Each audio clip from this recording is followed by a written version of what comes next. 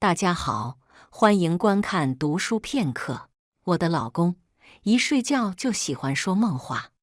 这天晚上，我听见他说了一晚上详细的杀人过程，细致到将女人拔下几枚指甲，藏在楼顶花盆底。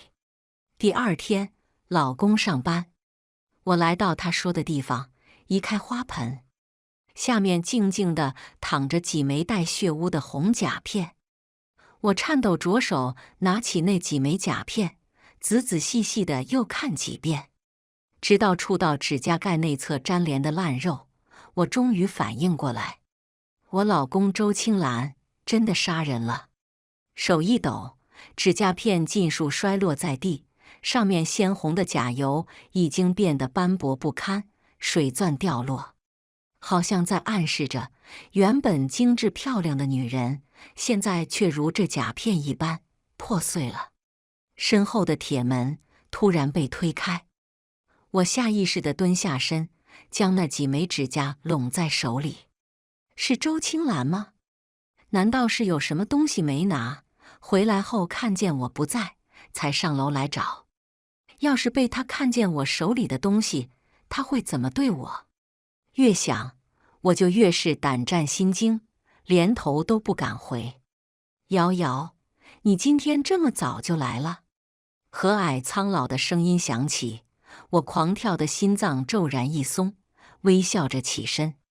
李奶奶，眼前的老人和我们一样，都是最顶楼的住户，不过因为儿女在外工作，李奶奶闲着无聊，经常一个人来我布置的这个小花园坐坐，顺便打理一下。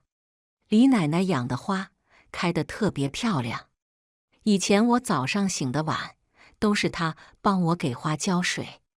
要不是昨晚听见周青兰那番可怕的梦话，我也不会大清早就跑到楼顶来。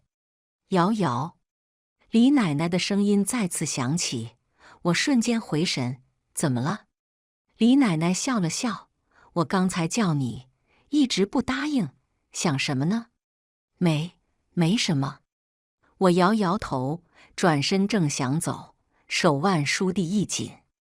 李奶奶看着我，欲言又止好半天，最后她长叹一口气：“瑶瑶，这个男人啊，平时还是要多放几分心看住，不然一不小心就被外面的野花野草勾去了。”我眨眨眼，随即明白过来她的意思，忍不住笑：“李奶奶，你这话说的，青兰的为人我还不知道吗？车祸后都是她在贴身照顾我，要想找别人，那不早就去找了。”李奶奶嘴唇如捏几下，声音越来越小：“上次你出门，我就看见她带着一个女人进了你家。”瑶瑶，熟悉的声音响起，我下意识回头，青兰。可等走到周青兰身边，又突然想起那几枚甲片，顿时身体一僵。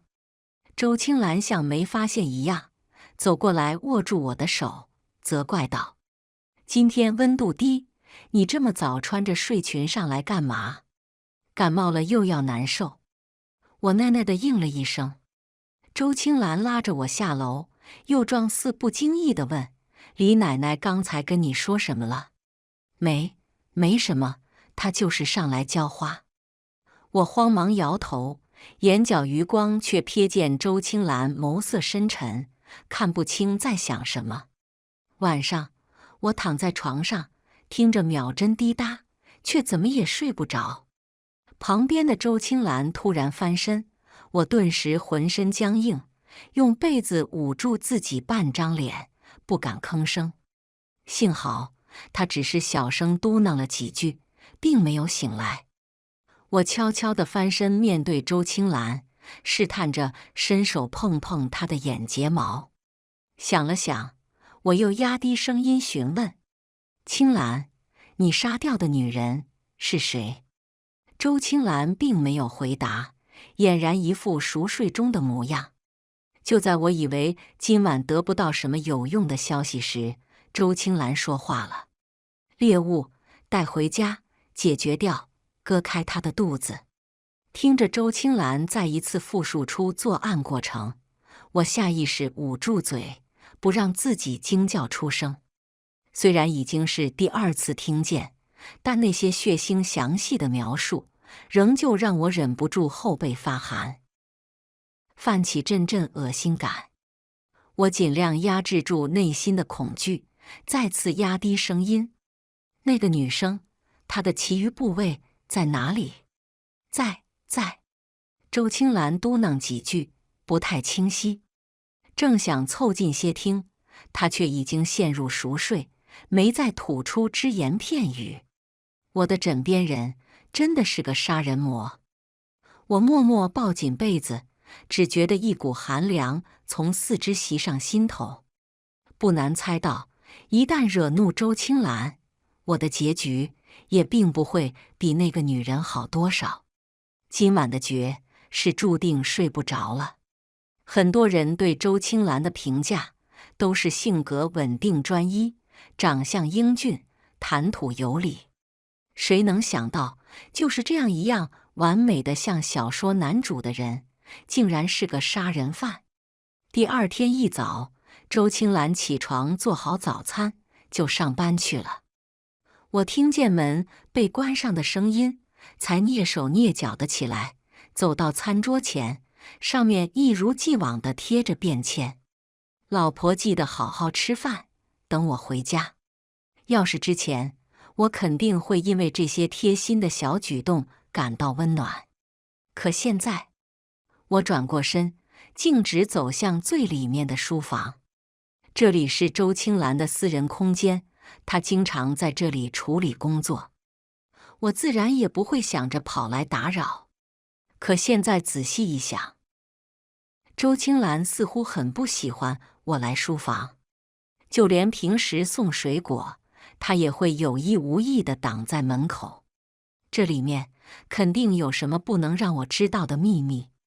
其实一开始我也想过报警，但周青兰在外人面前所表现出的形象太过优秀了，而我却因为以前的一场车祸，脑袋一直不太清醒，偶尔还会出现失忆、记忆错乱的现象。要是真报警了，打草惊蛇，周青兰说不定会以我脑袋受伤这件事当借口，把我送进医院。到时候生死如何，还不是她一个人说的算。所以我必须拥有绝对的证据，才能跟周青兰撕破脸。我抬手放在门锁上，轻轻一拧，居然没有锁。书房的窗帘都拉着，里面黑漆漆一片。开灯后，四周骤然明亮起来。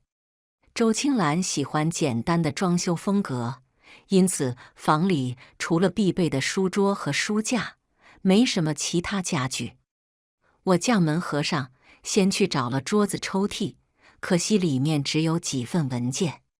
这样看来，这个书房里似乎并没有我想要的东西。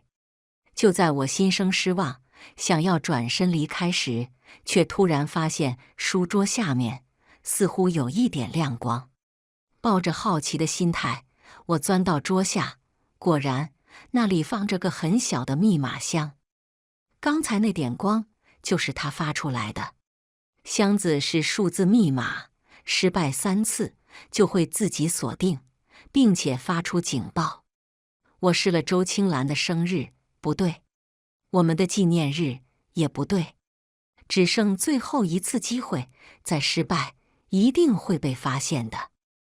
我冥思苦想，一颗心扑在解锁上，并没有注意到身后的门被悄无声息地打开了。瑶瑶，你来书房做什么？周青兰的声音突然响起，我心跳滞了一瞬，转身给她看手里的帕子。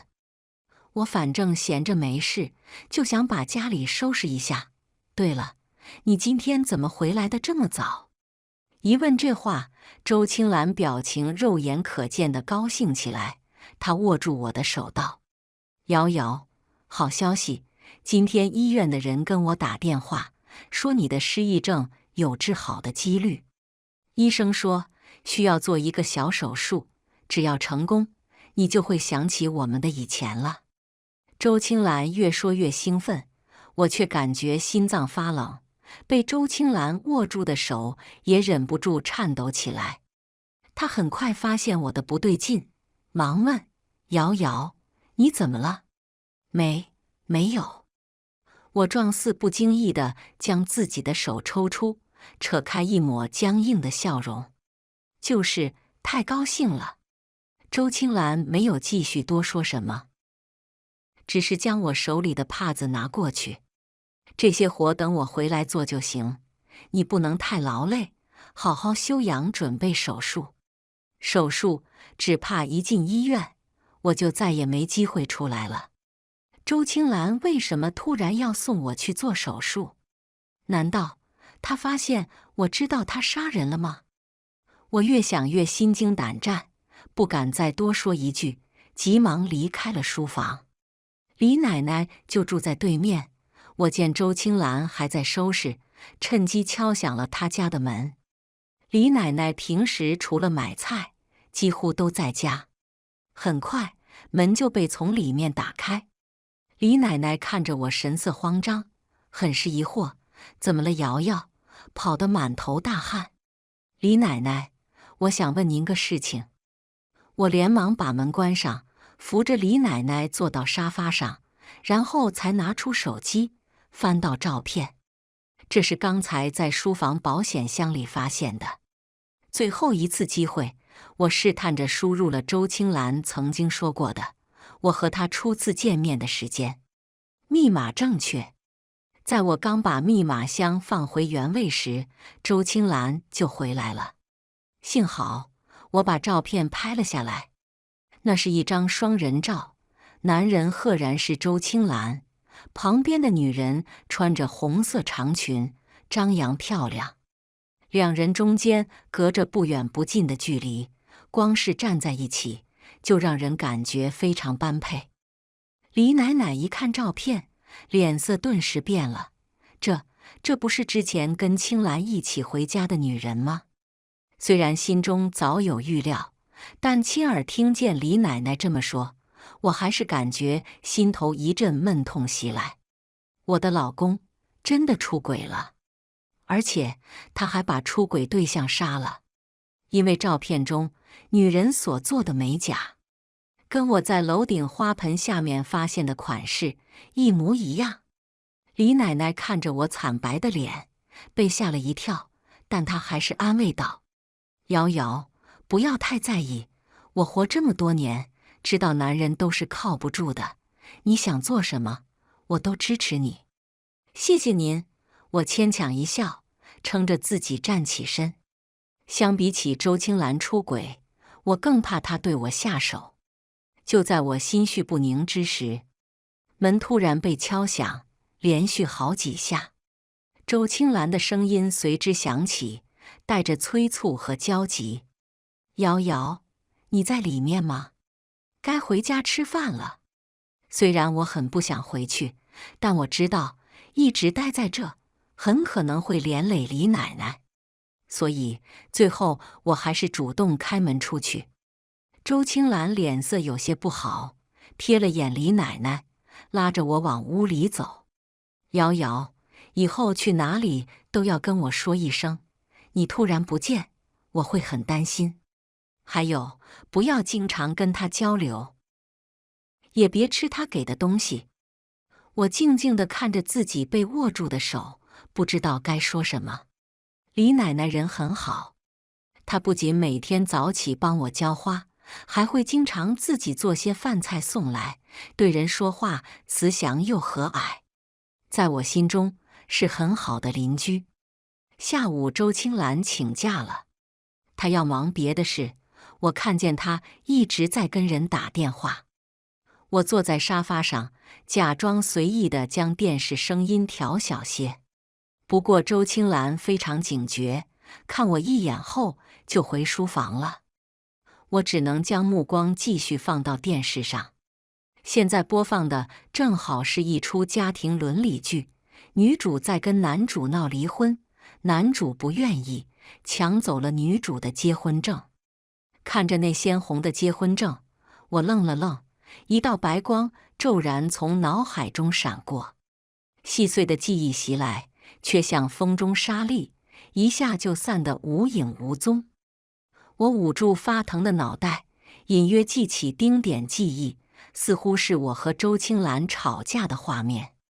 她非常激动，然后将手里的结婚证猛地摔在地上。怎么了，瑶瑶？又头疼了吗？担忧的声音响起，周青兰将温水递到我嘴边。乖，喝点水，平复一下心情。我闭着眼缓了会儿，看着眼前温柔的周青兰，越来越觉得这个夜夜同床共枕的男人陌生。青兰，我想看看我们的结婚证。听见这话，周青兰表情有一瞬间的不自然，但很快又恢复如初。结婚证有什么好看的？都多少年了？我想看，我继续道，我怕再不看看，脑袋一疼又忘了。大概是从没见过我如此坚决的态度，周青兰唇角微抿，最终点头。可以，不过结婚证被我放在以前的家里，过2天我放假，我们一起回去看，好吗？话已至此，我也只能同意。但周青兰说的这些话，我根本一个字都不信。我们这场婚姻肯定有问题。第2天，我趁周青兰上班，悄悄回了以前的家。之前我们住在郊外一栋3层的别墅，后来周青兰为了方便带我去医院，才暂时搬到市里。当然，这都是她说的。因为定期有钟点工打扫，所以家里并不脏。我回到主卧，一眼就看见墙上挂着张婚纱照。照片里我靠在周青兰胸口，脸上全是幸福的笑意。这让我又不禁开始怀疑了。以我的性格，要真的不愿意做一件事，就绝不会装出高兴的模样。可这张照片里的我却那么开心，难道真的是我多想了吗？我打开梳妆柜，看见里面放着很多首饰，但没有结婚证。然后是衣柜、床头柜，直到整间卧室都找过，可都没有找到结婚证。那究竟是什么宝贝，能被周青兰这样藏着？直到最后，我已经放弃，走到卫生间，打算整理一下衣服，却见旁边的小柜子后面露出一点纸张。拿起一看，居然是一份离婚协议。翻开后，里面我的名字部分已经签好，周青兰的那处还空着。协议并不复杂，婚前财产各自拥有，婚后夫妻财产由双方共同分配。除此之外，我还会给周青兰200万以及1套房。我呆呆地捏着那份协议，看了又看。为什么我会想和周青兰离婚？我这次失忆究竟忘记了什么？我倏地想起前几天看见的那张照片，还有李奶奶说的话。难道是我发现了周青兰出轨，所以才想离婚？虽然还没有证据，但这个可能性真的很大。现在是下午3点，离周青兰下班还有3个小时。我没有耽误，抓紧时间赶去了市中心的第一人民医院。当初我车祸失忆，就是在这里接受的治疗。主治医生已经是快退休的年纪，长相和蔼，但还记得我。他笑着问：“脑袋又疼了？”我摇摇头：“医生，有什么办法能让我恢复记忆吗？”医生表情严肃起来，他沉默片刻，才道：“因为不清楚你失忆的原因，所以我们还是建议靠自行恢复。当然，做手术也有恢复几率，但最终结果还得看你的身体状况。”医生详细的说完，我敏锐地抓住他话里的不对劲。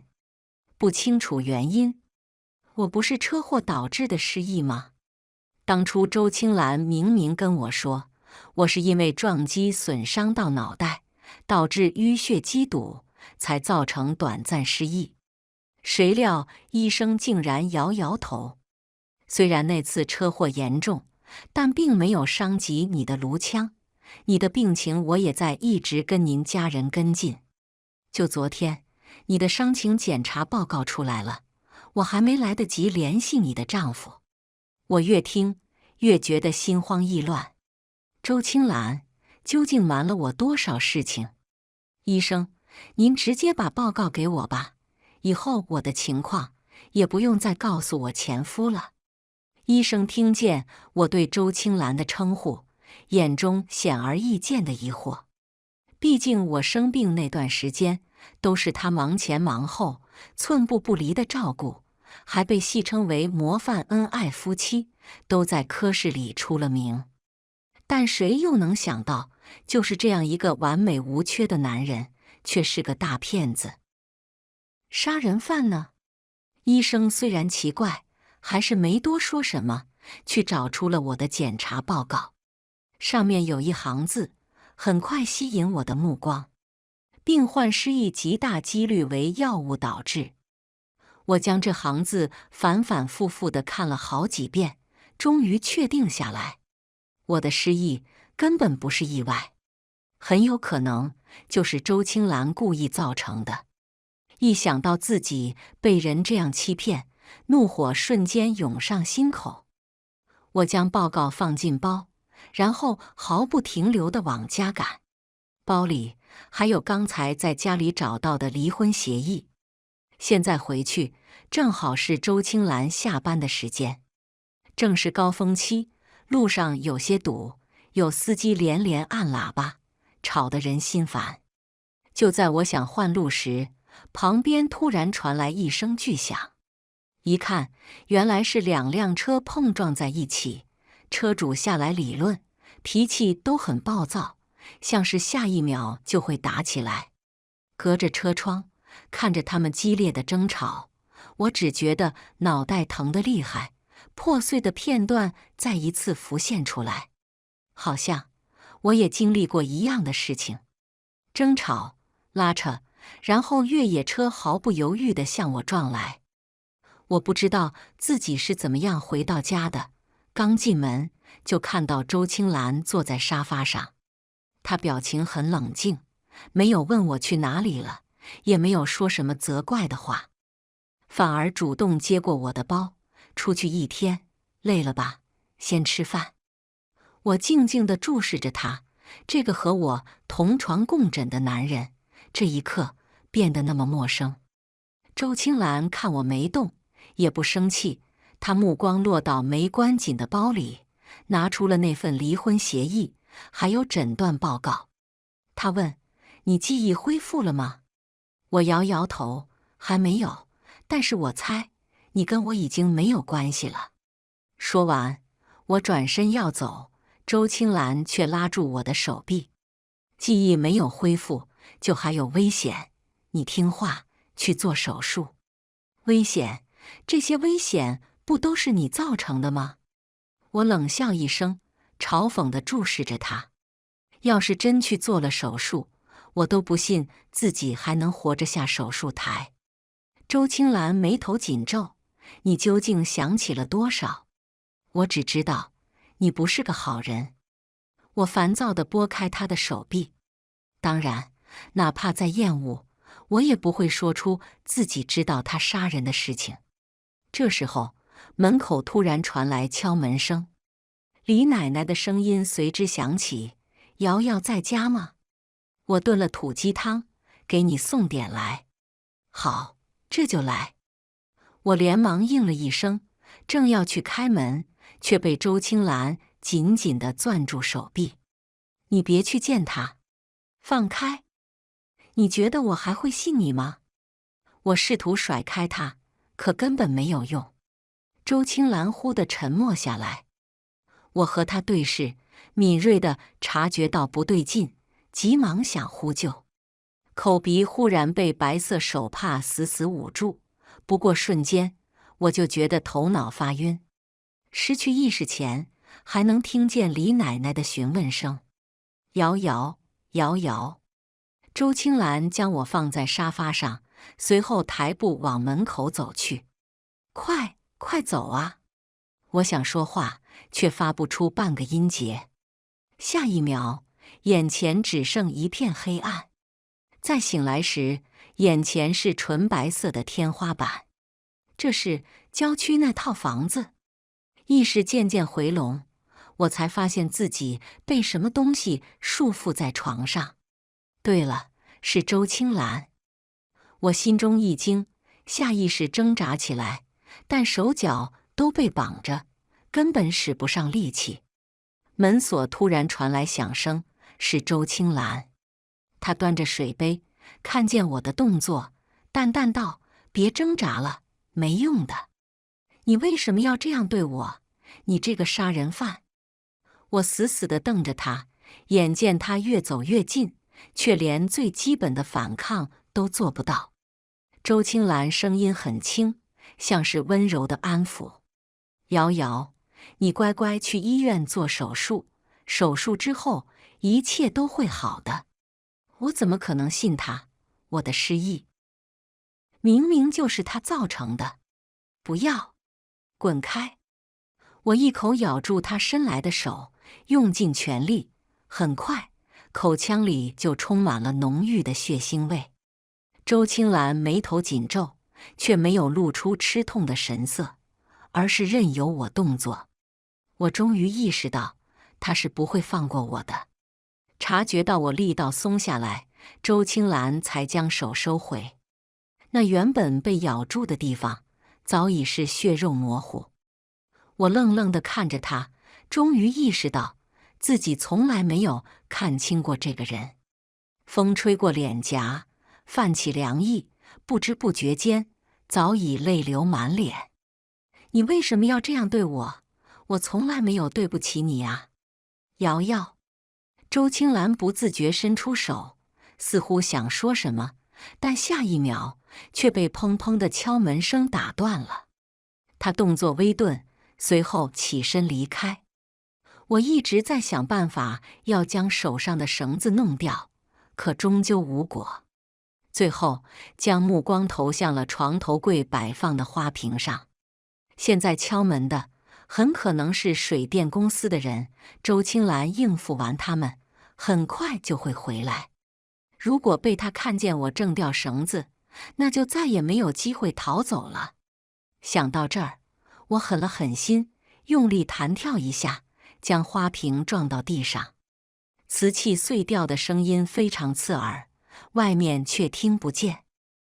我不禁庆幸自己当初装修时选择了最好的隔音材料。碎片捏在手里，稍不注意就会划破手掌。我咬紧牙关，开始摸索着割绳子。手心传来刺痛感，温热湿黏的感觉染了满手。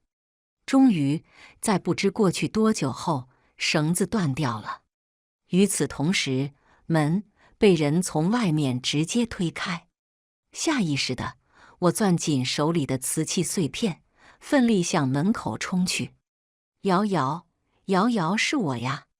熟悉的声音响起，我心一紧，立即将手里的碎片移开，这才没弄得见血。李奶奶，我愣愣地看着眼前的老人，再也克制不在自己心里的恐惧与委屈，直接扑了过去。李奶奶没有怪我的莽撞，只是小心地抱住我，安慰：“好孩子，没事了，没事了，我在呢。”我平复了会儿心情，想起周青兰，忙问：“她呢？”“已经被警察抓起来了。”李奶奶将事情都说了一遍。原来，在我昏迷后，李奶奶就来找我，不过被周青兰用我身体不舒服为由挡回去了。后来李奶奶越想越不对劲，于是又来敲我家门，但这次屋里根本没人。她察觉到大事不好，立即报警，这才将我找到。李奶奶说完，笑了笑。周青兰已经被警察带走了，别害怕。我跟着下楼，隐约能听见外面传来的警笛音，看来危险真的解除了。他被带走就好，我不害怕。我走在前面，心中很是感激，要不是您，我现在可能已经……话没说完，但意思都已明了。毕竟落到周青兰那种杀人魔手里，或许最后怎么死的都不知道，就像他梦话里的那个女人一样。想到这儿，我又不禁打了个寒战，将周青兰的所作所为都给李奶奶说了。她竟然敢这样做！李奶奶既震惊又愤怒，她还说了什么？没有了。我摇摇头。不知不觉间，已经走到1楼。大门紧闭，我正要推开，突然听见身后传来破空声，下意识弯腰躲开。我转过身，看向拿着拐杖、表情狰狞的李奶奶，轻笑一声，终于忍不住了。李奶奶目光紧紧地盯着我：“你什么时候发现的？那天车祸撞我的人就是你吧？”虽然没看清脸，但是那个身形明显是个女人。还有，你说有警察，却没人跟着你一起进来。说着，我慢慢移到门边，试探着拧了拧把手，可惜门早就被锁死。没用的，我早就把所有门窗都锁住了。李奶奶大笑着说，她缓缓站直身体，擦去脸上的伪装，居然是个看着不过50岁的中年女人。我又问：“你和周青兰是什么关系？”一夜风流留下的种而已，要不是看他是个男的，长相不错有点用，早就直接摔死了。李奶奶，或许现在应该叫李阿姨。或许是看我已经退无可退，李阿姨反倒不急切了，也无所顾忌起来。不过是个废物而已，眼看事情就要成功，居然给我弄出这么大的事情。眼见我面露疑惑，李阿姨笑了笑，语气讽刺：“周青兰爱上你了，很可笑吧？明明再给你吃几次药，又或者让你车祸死亡，我们的计划就能成功了。可惜她还是太年轻，不知道以欺骗开始的感情是不会有好结果的。甚至还想请那个脑科医生来给你做手术，真是天真。”我静静地盯着她，突然想起死掉的那个女人，是她。你知道的再多，也活不了。李阿姨说着说着，突然变了脸色，拿着拐杖就向我打来。我躲了好几下，但终究是赤手空拳，一时不察就被打中后背，剧痛袭来。我瞬间浑身一软，倒在地上，却忍不住大笑出声。你笑什么？李阿姨质问。我抬眼看她，目光落到门的方向。你报的是假警，我报的可是真的。话音刚落，门突然被从外面暴力破开。警察都不许动，不要做无谓的反抗。伴随着话语声，警察们鱼贯而入，将李阿姨团团围住。李阿姨被抓了，周青兰也是。这件事似乎就这样告一段落。在两人的证词中，我知道了，他们就是骗子。周青兰长相不错，再加上从小被李阿姨严格教导，所以她非常适合扮演别人眼中的好男人。两人做这行已经好多个年头了。他们会先找到有钱的女人，然后周青兰和他结婚，再每天给人服用会影响神经的药物。最后，疯掉的女人被他们送进精神病院。而有些意外死亡的，周青兰拿到他们会更简单。但是在给我吃药时，周青兰是时断时续的，所以才会导致我记忆错乱、失忆，却没完全变成傻子。但正因如此，我发现了自己身体的不对劲，所以检查完后，直接给周青兰送了离婚协议。可惜在离开的路上，我被周青兰堵住了。就在我们拉扯不清时，一辆车直直地向我们撞来，然后我失忆了。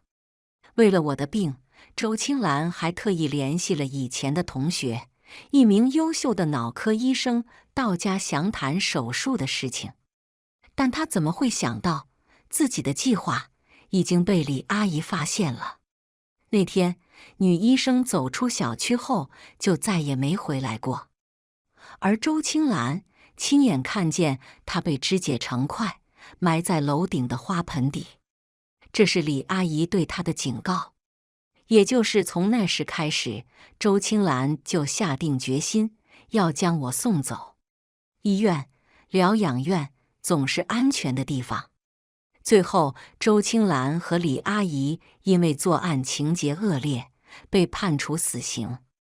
开庭那天，我有到现场观看，旁边还有很多受害者的亲朋好友，知道真相后都痛不欲生，怪自己没能看清楚周青兰这个人。可惜说再多也无益，而犯下罪孽的人也终将得到属于自己的惩罚。